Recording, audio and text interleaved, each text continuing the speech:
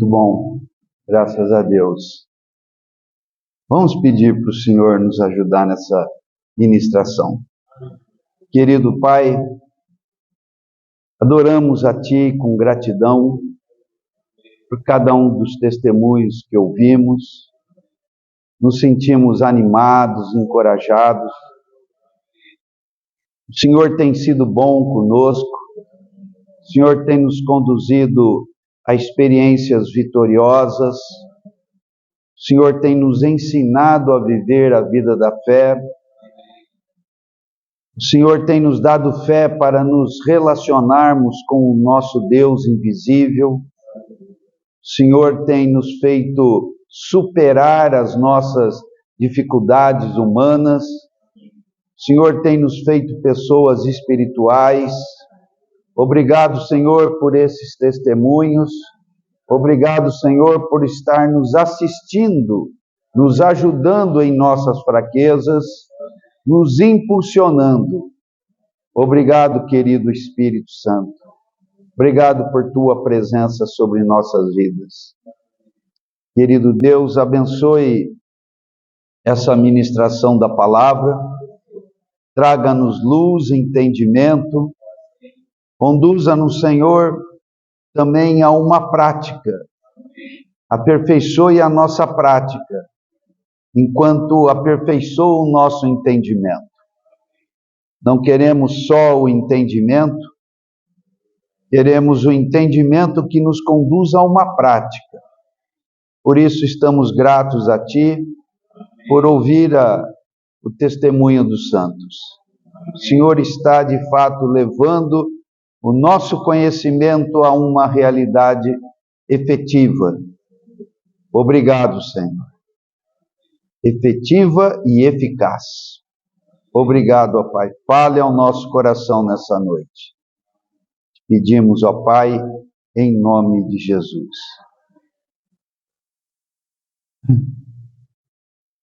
Bom, amados,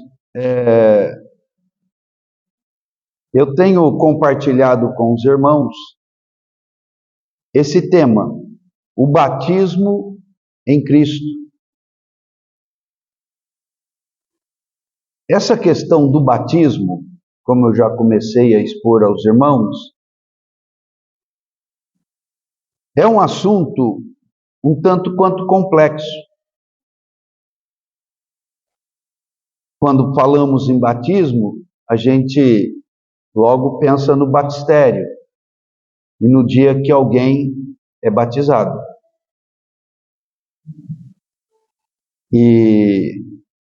Mas, na verdade, o batismo é um assunto que vai muito mais além desse momento, vamos dizer, cerimonial do batismo. Batismo é uma palavra grega que significa imersão, ser mergulhado, ser colocado para dentro da água. E isso tem um significado muito profundo. E é exatamente aí que está a dificuldade, né? Mas a palavra nos dá bons indícios para irmos entendendo a profundidade desse assunto. Então, de uma forma geral, num tema mais amplo sobre batismo, nós temos que dizer que nós fomos batizados em Cristo. Nós fomos mergulhados em Cristo. E Cristo é um mistério. Gálatas 3:27, que está aí, diz que todos quantos fostes batizados em Cristo, de Cristo vos revestistes.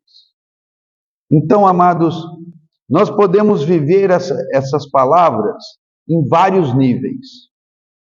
O meu desejo, para mim e para a Assembleia, é que a gente viva no nível mais elevado possível. Mas para isso nós temos que ir subindo degrau por degrau. É uma escada rumo ao céu. Uma escada ascendente. Então nós, por um lado, vamos adiante, e por outro lado nós vamos acima, né? Um degrau, outro degrau, um degrau, outro degrau.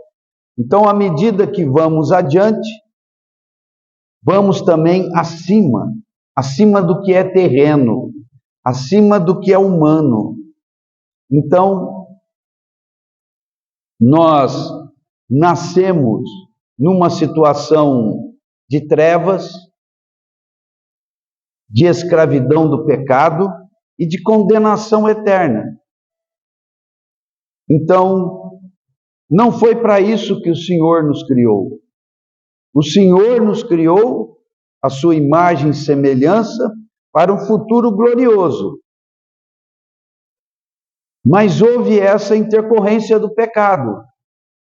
Então o Pai, não nos abandonando e demonstrando a sua seriedade com o seu propósito, vem nos resgatar da morte. Deus, Ele é soberano.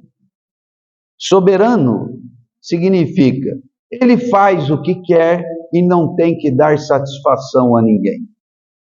Deus mesmo é a lei. Ele é a lei. O que é lei? Lei é o que vai pela cabeça de Deus, irmãos.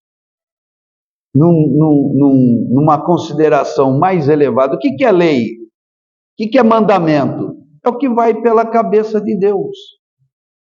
Ele não tem um código pelo qual ele se orienta. Não, ele é orientado por si mesmo. Então, lei é o que vai no coração de Deus. Por isso ele é soberano. E ele faz e desfaz. Mas a Bíblia nos revela que, pelo caráter de Deus, ele tem critérios no que faz. Deus tem critérios para exercer a sua soberania, o seu querer, o seu fazer e desfazer soberano. Ele tem critérios. E conforme nós vamos conhecendo a Deus e os critérios divinos, nós vamos vendo que Deus é lindo. Deus é belo. Por isso, no livro de Salmos, acho que por 3 ou 4 vezes, tem a expressão a beleza do Senhor, a beleza da sua santidade, que é o mesmo dizer que Deus é magnífico em seus critérios. Então, se Deus nos criou para um propósito, e nós não prestamos mais para o seu propósito, Ele estava na sua soberania para nos jogar no lixo. Falou, então vai ficar com o diabo pela eternidade. E estaria tudo certo, porque Ele é soberano. Mas Deus vai revelando a sua beleza na hora que Ele vai expondo para nós, por meio da palavra, os seus critérios, os critérios do seu caráter, do seu modo de ser. Aí nós vemos que nós temos um Deus que nos ama de tal maneira que, sem transgredir a sua lei, que é o pecador está condenado, sem transgredir isso, ele arruma alguém para pagar a conta. E quem é que paga a conta? É o seu filho. Aí você fala, puxa vida, mas Deus vai fazer, o pai vai fazer o filho sofrer por mim? Aí nós vamos descobrindo os critérios de Deus. Ele é justo, mas ele é amor. Mas ele não exerce amor sem cumprir a sua justiça. Aí nós vamos falar, pô, mas que Deus fantástico. E à medida em que a gente vai se sujeitando a Deus, nós vamos aprendendo na palavra e experimentando no viver diário isso que a Bíblia chama de compaixão divina. Compaixão significa, Ele é capaz de entender as suas angústias. E é capaz de sofrer com você. E é capaz de sofrer por você. Aí nós vamos descobrindo esse Deus maravilhoso, que tem um propósito e que tem um caráter de amor. Então, Deus é belo.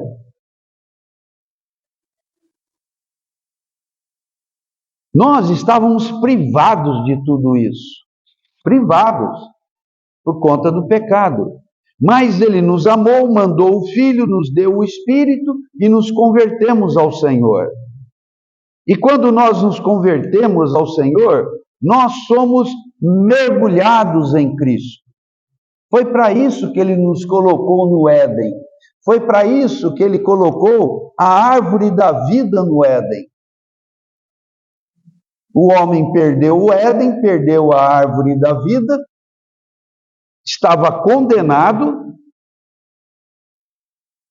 mas Deus usou os seus caminhos soberanos, maravilhosos, para nos reconduzir ao propósito. Então, quando nós somos reconduzidos para recuperar tudo que foi perdido em Adão. Tudo que foi perdido em Adão. Então, olhe para a humanidade, olhe o que a humanidade se tornou, olhe a violência, olhe a perversidade, olhe a maldade, a crueldade, a injustiça. Às vezes você não precisa nem olhar para o mundo, é só olhar para você mesmo. Né? Então, nós somos retirados dessa realidade maligna na qual fomos mergulhados no pecado de Adão.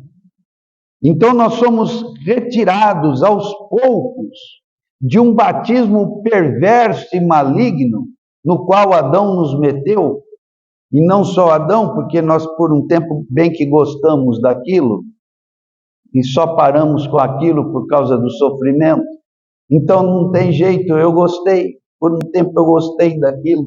Significa que a culpa não é só de Adão, é minha também. Cada vez que você tem um piti, cada vez que você tem uma dessas suas coisinhas aí, significa que você gostou do pecado de Adão. Sabia, irmãos? Cada vez que você faz uma porcaria qualquer, você está no mundo das coisas espirituais, eles entendem as coisas com outra percepção. Eu estou falando de Deus e do diabo. Então, às vezes, a gente pensa que está tendo só um viver humano. Não, eu só estou aqui com as minhas coisinhas. Mas o diabo está vendo. E Deus está vendo. E o diabo tem uma maneira de entender o que você está fazendo. E Deus também tem uma maneira de entender. Então, à medida que eu vou entrando nos assuntos relacionados à palavra, eu vou entrando na revelação da palavra, os meus olhos vão se abrindo para eu compreender. Puxa, o diabo está gostando disso. Ou Deus está gostando disso. Bom, isso foi só um adendo, uma nota. Estamos sendo observados, irmãos. Os seres espirituais, Deus e seus santos anjos, o diabo e seus demônios estão nos observando. E eles estão gostando ou reprovando.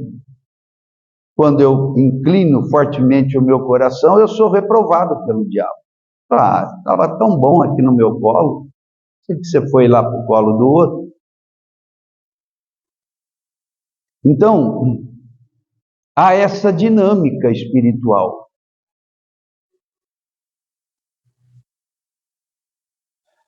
Quando nós estamos mergulhados em Cristo, nós estamos sendo retirados de uma outra imersão, de um outro batismo maligno, perverso, em que estávamos. E nós nunca podemos esquecer, irmãos, que se nós considerarmos a eternidade, novos céus, nova terra, nova Jerusalém, por fim, lá, todos os que estão em Cristo estarão lá aperfeiçoados. É essa a impressão que a palavra nos deixa. Mas até chegar lá, irmãos, nós precisamos de aperfeiçoamento.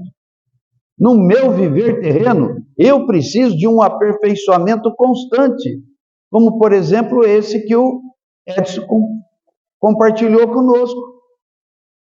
Chamar os filhos e procurar uma reconciliação. O que você está fazendo? Estou me aperfeiçoando em Cristo. Se eu não tivesse em Cristo, jamais eu ia pensar nisso. Então a gente está procurando consertar as coisas, porque somos cristãos, porque fomos mergulhados em Cristo. E isso vai tirando a nossa alma daquela, entendam a palavra, né? Daquela curtição velha. Sabe o que é essa batatinha curtida no vinagre, aquela de boteco? Nós éramos uma batata mergulhada no vinagre. Daquelas de boteco. Agora o Senhor nos mergulhou em Cristo. Então, se eu pensar na Nova Jerusalém, lá as coisas terão terminado, irmãos. Mas aqui as coisas estão em andamento. Eu ainda vou comparecer diante do tribunal de Cristo. E pode ser que no milênio eu ainda precise de ser mais retirado do batismo maligno. Não vai sair dali até que pague o último centavo. Está decretado, irmãos. Então o negócio é deixar o Espírito Santo ir conduzindo a nossa vida e nos levando a uma situação de chegarmos no tribunal de Cristo, o Senhor olhar para nós e dizer: servo bom e fiel, entra no gozo do seu Senhor. Isso não tem a ver com perfeição, sabe, irmãos? Mas tem a ver com o nosso caminhar diário. Eu tenho que estar entregue ao aperfeiçoamento. Bom, então, avançando aqui, eu quero rapidamente recordar algumas coisas com os irmãos. Em Mateus 3,11, João Batista diz: eu vos batizo com água para arrependimento, mas aquele que vem depois de mim é mais poderoso do que eu, cujas sandálias não sou digno de levar.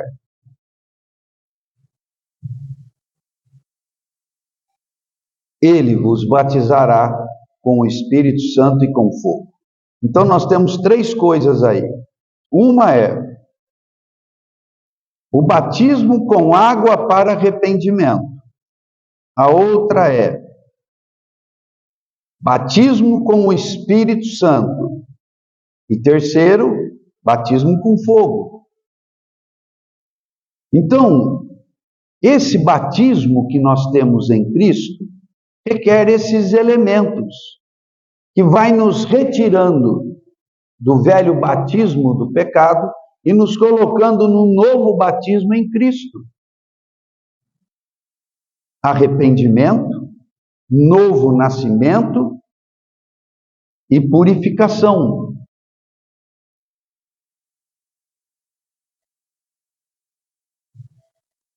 Eu vou passar rápido por isso aqui. Eu disse da vez passada que isso não é assunto para a multidão, né, irmãos? Isso é assunto para discípulos. Só recordando, o que a multidão quer? Bênção. Um milagrezinho para resolver uma coisa aqui, outra ali, né? Todo mundo precisa, né? Mas é só também. Essa é a multidão. Eles gostam de Jesus, mas não querem ser discípulos. Não querem seguir o Mestre. Não querem se entregar aos ensinos e ao testemunho do Mestre. Bom, era só isso. Então, essa palavra que nós estamos falando é para os que querem andar em Cristo. Bom, estamos vendo alguns textos que nos ajudam nessa questão. Então, nós temos a história de Nicodemos, um dos principais dos judeus, que vai ter com Jesus, e Jesus, dizendo que reconhece que ele é alguém vindo da parte de Deus, e Jesus vai dizer, direto, sem rodeios, que ele precisava nascer de novo para ver o reino de Deus. Nicodemos não entende, pergunta o que é nascer de novo, e Jesus volta a dizer outra coisa complicada, explicando que quem não nascer da água do Espírito não pode entrar no reino. E vai dizer que o que nasce da carne é carne, o que nasce do Espírito é Espírito. Tudo isso a gente falou um pouco da vez passada. Então, Jesus vai dizer para Nicodemos, para que ele não fique admirado de Jesus estar dizendo a ele que o importante, o necessário, o essencial é nascer de novo. Importa-vos nascer de novo. Então, Nicodemos já era uma pessoa que amava Deus, e ele entendia e servia a Deus na velha aliança, na aliança da lei. E com relação a isso, podemos dizer que Nicodemos era até alguém, do ponto de vista da piedade, era até alguém excelente. Ele era um homem que frequentava a alta corte dos judeus, o Sinédrio. Ele era um mestre, era um homem idoso, experiente e de bom testemunho diante dos homens. E ele se apega a Jesus. E outro do Sinédrio, chamado José de Arimateia, também se apegam a Jesus.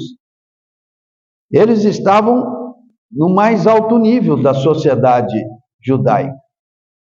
Aquele Sinédrio mesmo era composto, parece, por 70 pessoas, que era o grande conselho de Israel, não é? Então era uma posição muito nobre, muito importante.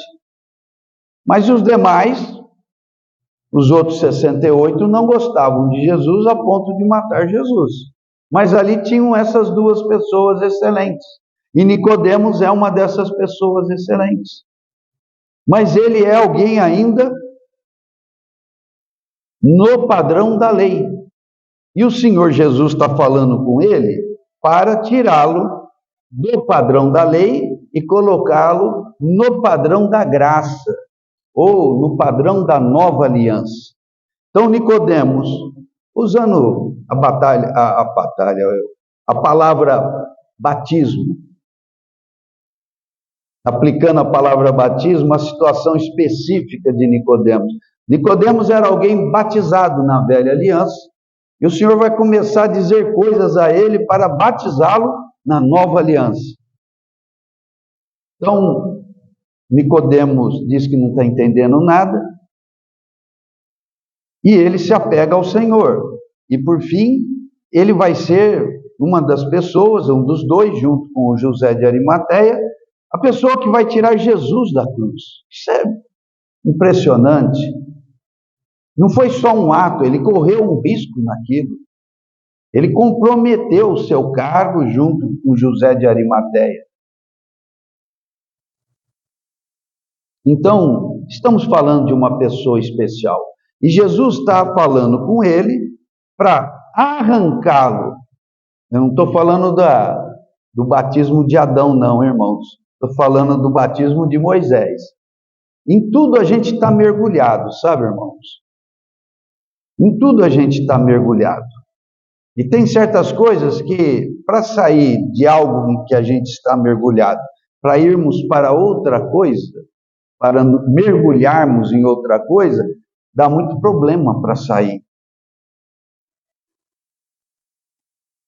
Então, nesse caso aqui específico, o Senhor está querendo tirar Nicodemos da mentalidade do batismo da lei e dizer, olha, como se dissesse, eu estou muito contente com você na velha aliança, agora quero ficar contente com você na nova aliança.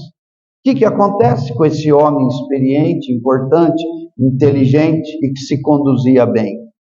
Ele vai dizer assim para Jesus, não estou entendendo nada que o Senhor está falando. Então o assunto é fácil ou difícil, irmãos?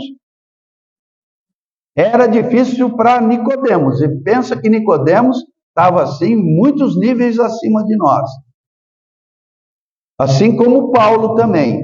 Foi fácil ou foi difícil para eles saírem do padrão do Velho Testamento para vir do Novo Testamento? Para eles saírem da velha aliança e virem para a nova aliança. Foi fácil para Paulo? Ele só parou com o pé da orelha bem dado no caminho de Damasco, senão não ia parar. Ele ia para Damasco para prender, submeter alguns, quem sabe, à própria morte, e fazer outros blasfemarem contra Jesus ali. Mas como diz, né? Tomou uma no escutador de hino e caiu no chão. Para sair daquele torpor, porque ele estava certo, estava servindo a Deus daquela maneira. O Nicodemos não foi esse tipo assim do Paulo. Ele foi um tipo mais dócil, que se achegou a Jesus, mas os dois estavam perdidinhos na transferência da velha aliança para a nova. Bom, avançando. Então, falando do batismo em Cristo, há 3 elementos que nós temos que levar em conta, que é a questão do batismo, a questão do reino e a questão do Espírito. Então, na nova aliança, nós somos batizados em Cristo. Isso tem a ver com ser introduzido no reino. Isso tem a ver com ser batizado no Espírito. Então, quando o Senhor vem e nos coloca num novo batismo, Ele está nos batizando no reino e Ele está nos batizando no Espírito. Então nós estamos, se estamos com o nosso coração aberto ao aperfeiçoamento do Espírito, nós estamos aprendendo a conhecer o reino. Assim como estamos aprendendo a conhecer o Espírito. E é por viver a realidade do reino e a realidade do Espírito que nós vamos conhecendo a dimensão de ter sido batizado em Cristo. Não é complicado? É complicado. Precisamos ir, como dizia o saudoso irmão Alcides, né, lá de Ribeirão, precisamos ir conversando essas coisas, né? Aquele jeitão simplão dele. Precisamos ir conversando essas coisas, né, para entender. A Kelly chegou à conclusão de que as pessoas por quem ela orava não entendiam o que você queria. Porque você está entrando no reino, as pessoas não entraram no reino ainda. Você está entrando no Espírito e as pessoas ainda não entraram no Espírito. Devagarzinho a gente vai entrando. Aí na hora que você olha assim, as pessoas parecem que não me entendem. É claro que você está querendo colocar as pessoas no reino, você está querendo colocar as pessoas na sujeição ao Espírito, e as pessoas resistem a isso. Deus precisou fazer uma obra em você e vai precisar fazer uma obra na vida de por quem você ora. Então, não se surpreenda que as pessoas não queiram aquilo que de melhor você está querendo para elas. É trabalhoso. Pensa conforme o mundo. Eles ainda não mergulharam nesse batismo. É loucura. Paulo falou lá em 1 Coríntios. A pregação é loucura. Mas que pregação que a gente prega? As boas novas. O que são as boas novas? É isso aqui.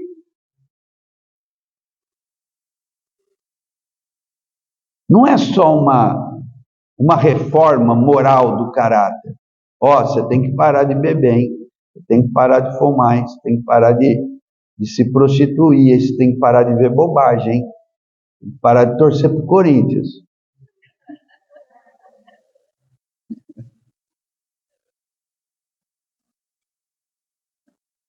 Não é só uma questão de correção de comportamento, ainda que envolva isso. Porque camisa do Corinthians pode atrapalhar até a oração, né, André?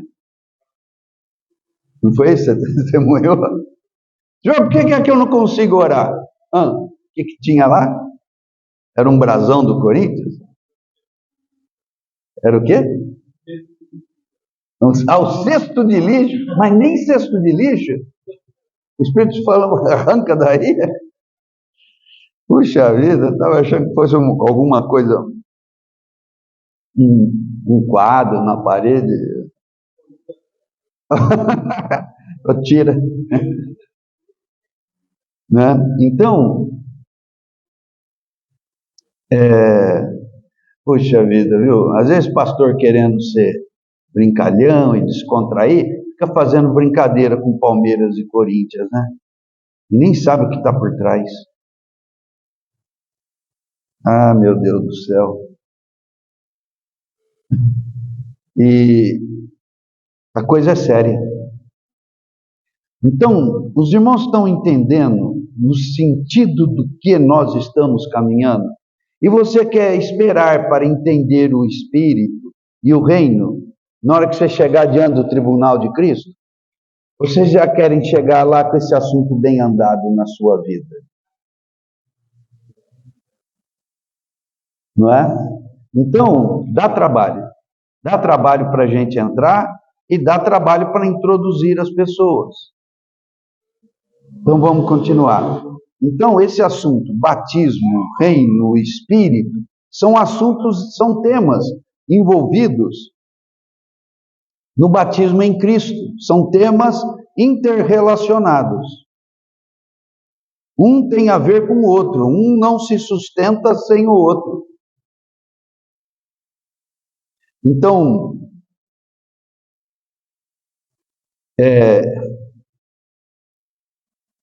nós temos essa passagem de João Batista, eu vou avançar um pouco aqui, falando desses assuntos relacionados, né? Só vou comentar esse de Romanos 14, 17, que diz, observem o que eu coloquei em negrito aqui, ó. Bem que não aparece tanto. O reino de Deus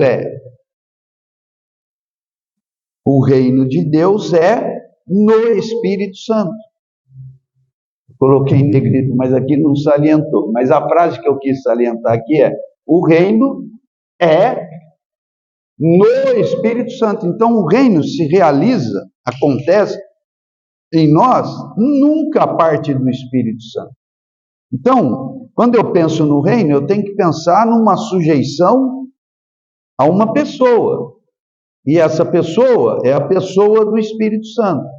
Quando eu me submeto ao Espírito Santo, ao que ele me orienta, ao que ele me fala, ao que ele me corrige, então eu estou entrando na esfera do reino.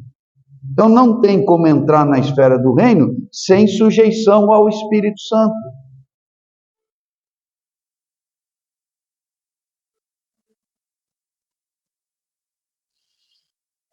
Voltando àquela fala de Jesus a Nicodemos, ele falou: quem não nascer de novo não pode ver o reino de Deus. Isso é uma fala de Jesus.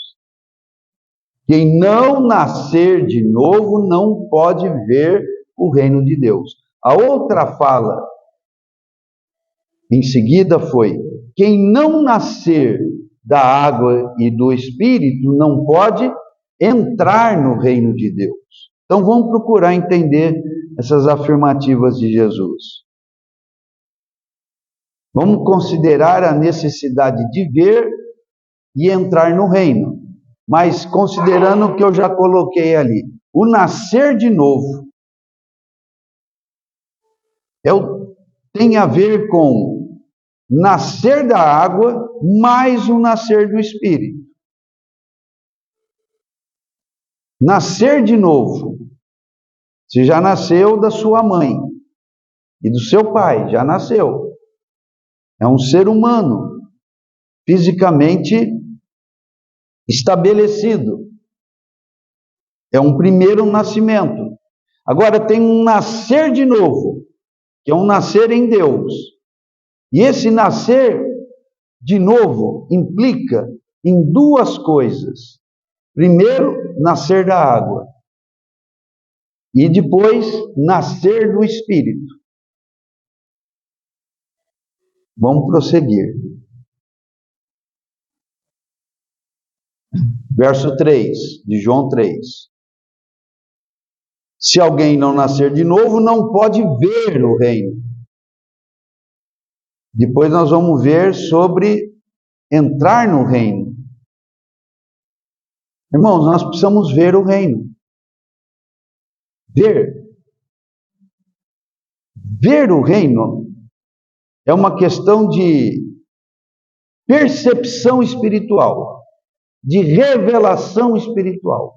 Não é só uma questão de conhecer a doutrina do reino. Está cheio de teólogos. Eu gosto muito, né? E cada vez tem mais no YouTube, uma rapaziada e às vezes algumas pessoas mais experientes, com mais idade, abordando teologia, uma teologia muito boa. Eu fico tão encantado com o conhecimento deles. É muito conhecimento. Eu aprendo demais, então eu fico ouvindo. Cada vez aparece um novo, falando muitas coisas. Eu não sei do viver pessoal deles. Eu só sei que o conhecimento deles me ajuda muito. Mas sem julgar, né, o conhecimento, ou melhor, a experiência cristã de cada um. Mas o fato é que ver o reino passa, sim, pelo conhecer doutrinário do reino. Mas o conhecimento doutrinário não é o mesmo que revelação. Daí Paulo orar pelos Efésios, em Efésios capítulo 1, acho que verso 18, ele diz: eu oro para vocês, para que Deus, o Pai de nosso Senhor Jesus Cristo, vos conceda espírito para terem sabedoria e revelação, no pleno conhecimento, para que sejam iluminados os olhos do vosso coração. Então, uma coisa, eu acredito que os irmãos estão claros nisso, é o conhecimento doutrinário. Precisa sim. É por isso que eu estou me esforçando aqui. E os que pregam aqui também. Para quê? Para que tenham o conhecimento doutrinário. Mas isso não é o suficiente. Esse conhecimento doutrinário tem que nos levar a uma percepção espiritual. E a percepção espiritual é trabalhosa, irmãos. Porque Deus meio que cobra um pouco para entrar nela. Você aprendeu, não aprendeu, Edson, nessa experiência? Mas ficou sem dormir, né? O coração, a cabeça fica, não é? É de graça? Não é de graça. Quando eu digo assim, não é dinheiro monetário. É um custo, tem um custo. Deus cobra. Cobra. E a moeda é humildade na provação. Não quero saber nada, vá para o inferno, resolvo, cada um já são grandes, eu já criei, cada um cuida da sua vida, fiz o que pude.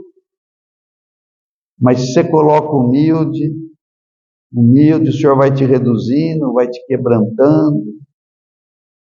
Aí você vai entrando numa linha de pensamento que é mais com o jeito de Cristo, mais humilde, mais, como se diz, mais esperançoso. O Senhor teve esperança em você, Dil? Teve ou não teve? Teve, morreu na cruz, rapaz. Mas ele viu tudo que patifaria que você fez? Então, mas ele alimentou uma esperança. Eu vou morrer na cruz e vai ficar tudo bem, depois eu derramo o Espírito. Ele está investindo, não está? E ele vai colocando isso em nós. Essa esperança no perdido. tanto em nós quanto naqueles que a gente quer que ande bem, em especial os filhos, né? Então,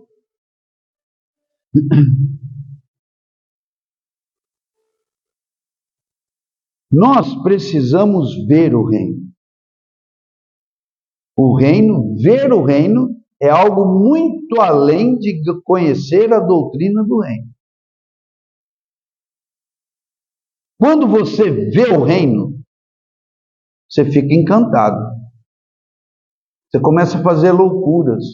Você começa a trocar tudo pelo reino. Tipo Paulo, o que para mim era lucro, isso considerei perda para ganhar a Cristo. Por quê? Porque viu. Antes não via, achava que estava no lucro. Agora que viu, ele falou que estou no lucro que nada. Esse lucro que eu penso que eu tenho, eu vou queimar ele na fogueira. Para ganhar o lucro maior, que é ganhar a Cristo. E Paulo ainda diz, e ser participante no sofrimento dele. Pô, ainda quer sofrer com Cristo? Eu quero reinar com Cristo, mas Paulo falou, eu estou trocando tudo para conhecer a Cristo e os seus sofrimentos e ser participante deles. Olha como que é o encantador o ver. O ver. Nós precisamos ver o reino, irmãos. Aí você começa a ver as pessoas problemáticas, com os olhos do reino. Então você é capaz de distinguir você no reino, o tanto quanto esteja, querendo tirar as pessoas do mundo. Você começa a ver a esfera caída do mundo, regida por Satanás, e começa a ver a esfera santa e eterna do reino, regido por Cristo. Então, o ver, irmãos, o ver não é um mero entender teológico. O ver tem um caráter sobrenatural, místico, que me leva a rejeitar as coisas desse mundo e querer começar a trocar tudo que eu tenho nesse mundo para entrar no reino. Então, o primeiro passo é ver a beleza do reino, ver a eternidade do reino, ver as vantagens incomparáveis de estar no reino frente a estar no mundo. Às vezes você está convencido que tal coisa é vantajosa, mas aí o Espírito vem e acende a luz e fala, não é vantajosa. Eu estava vendo de maneira racional, terrena. Não, é melhor não fazer isso, não. Bom, então, Lucas 17, 20, 21, eu vou mais 5 minutos só, tá, irmãos? Diz assim, Jesus foi interrogado pelos fariseus sobre quando viria o reino de Deus. Jesus lhes respondeu, não vem o reino de Deus com... Leia, vocês estão conseguindo ler? O reino vem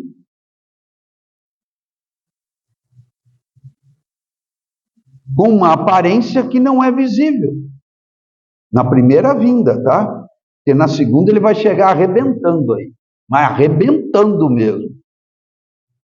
E não vai tentar correr, não vai dar. Vai pegar todo mundo, não vai escapar um. Estou falando dos ímpios. Não vai ter para onde correr. Quando o reino vier segunda vez, virá como um relâmpago. E não é só para avisar, não. É para esmagar o ímpio. Vai tentar correr e não vai conseguir correr.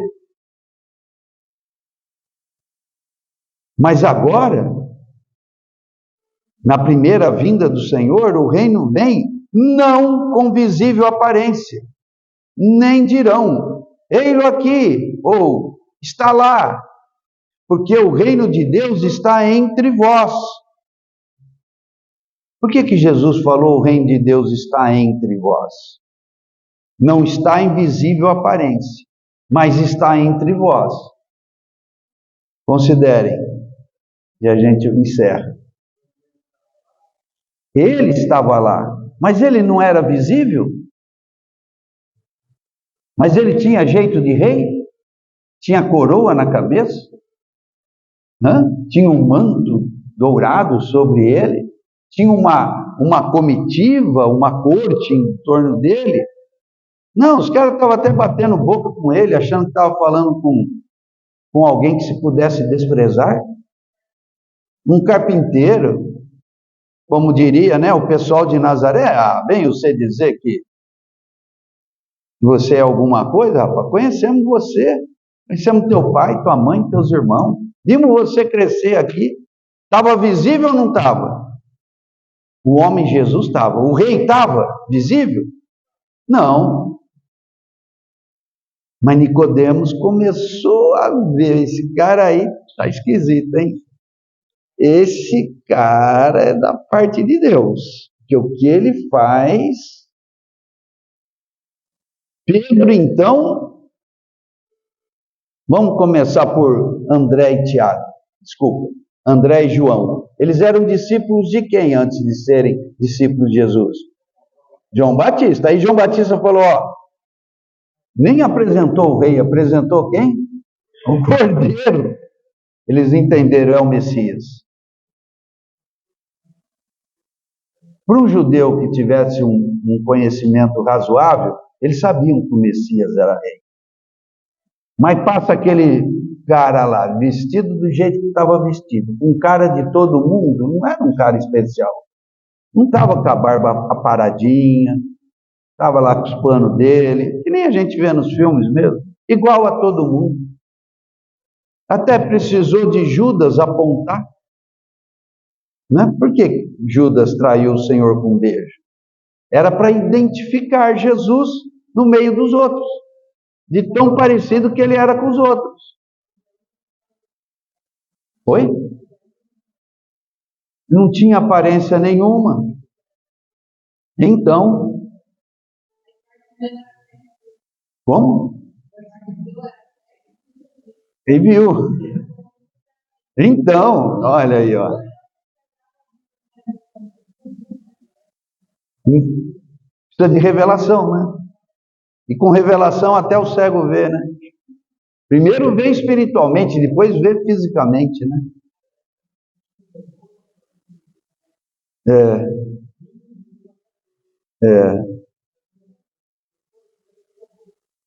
Sim. Amém. Então, o reino de Deus está entre vós, porque o rei estava ali, mas eles não tinham percepção, eles não viam o reino. E quando Nicodemos chega diante de Jesus, ele chegou com alguma desconfiança, mas ainda não via. E o Senhor está encorajando ele a ver o reino, a partir de ver o rei. E ele, por fim, vê mesmo. Tanto que ele corre todos os perigos para ir tirar Jesus da cruz e embalsamá-lo. E levou lá suas coisas preciosas para embalsamar Jesus. E José de Arimateia deu a Jesus o sepulcro de rico, que era dele, que ele tinha feito para ele. Falou, não, aí tem que... Esse sepulcro está bom demais para mim, esse sepulcro tem que ser, que eu preparei para mim, né? Ele tem que ser para o rei. Eles viram, não sei até em que nível, mas viram.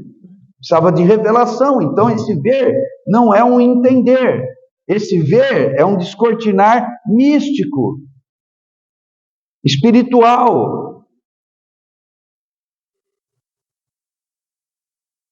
Vencer o entorpecimento. Mas o tempo já deu. Aqui vai falar de Israel. O Senhor está dizendo, eu só vou ler e a gente termina, vai. Eu não vou comentar, prometo. Deuteronômio 29, de 1 a 4.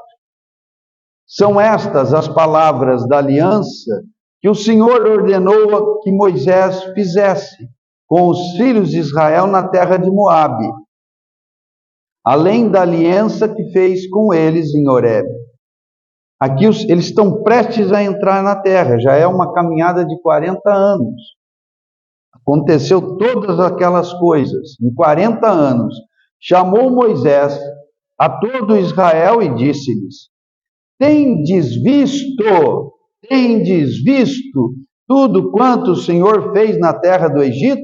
Está falando das 10 pragas. Perante vós, a Faraó e a todos os servos de Faraó e a todos da sua terra. As grandes provas que vossos olhos viram, os sinais e grandes maravilhas. Prestem atenção agora, irmãos. Eles viram Faraó morrer afogado no Mar Vermelho. Eles viram as 10 pragas. Eles viram tudo isso. Eles viram uma quantidade enorme de coisas acontecendo sobrenaturalmente no deserto. Viram ou não viram? Olha o verso 4. Porém o Senhor não vos deu coração para entender, nem olhos para ver, nem ouvidos para ouvir, até o dia de hoje. Eles ainda não tinham visto, apesar de terem visto tudo. Mas faltava o quê? Uma revelação espiritual, um entendimento espiritual. Então eu fico muito contente com o testemunho dos irmãos, porque isso significa que aos poucos a gente está vendo, está entrando. E Paulo reage a essa palavra do Senhor em Deuteronômio 29, dizendo isso em Romanos 8. Como está escrito, prestem atenção, irmãos, Deus vos deu espírito de entorpecimento, olhos para não ver e ouvidos para não ouvir, até o dia de hoje.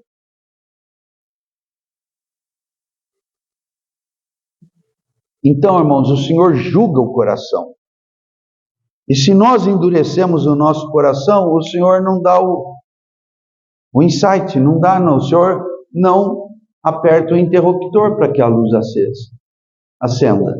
Pode estudar a doutrina do reino, mas muito mais superior a estudar a doutrina do reino é ver o reino. Você estuda a doutrina do reino em trevas, até que uma hora o Espírito Santo vem e acende. Na hora que acende, acontece o que aconteceu com Paulo.